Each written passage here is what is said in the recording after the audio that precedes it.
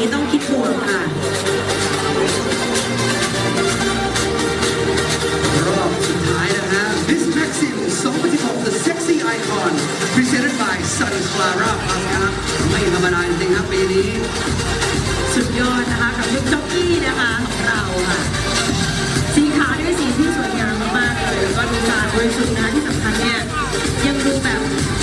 ยิ่งสวยยิ่งสายยิ่งเซ็กซี่ขึ้นมานะฮะดูน่าค้นหามากกว่าที่แบบว่า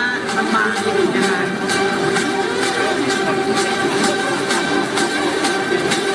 นี่นะฮะแฟนคลับนี่เริ่มออกลงแล้วนะครับ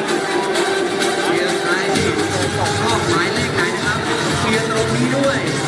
โหวตเข้ามาด้วยครับในระบบของเรารออยู่ครับ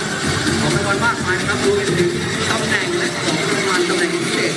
อีกหลายที่เลยและนี่นะคะผู้เข้าประกวดนะคะ Miss Maxim 2016 นะคะ The Sexy Icon Presented by Sun Clara Plus นั่นเองค่ะ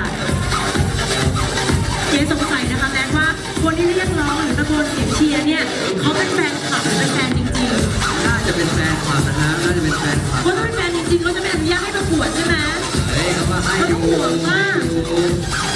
เผื่อถ้าจะเป็นแฟนจริงไม่ประกวดนะได้อยู่แล้วครับเพราะว่าของรางวัลมากมายครับ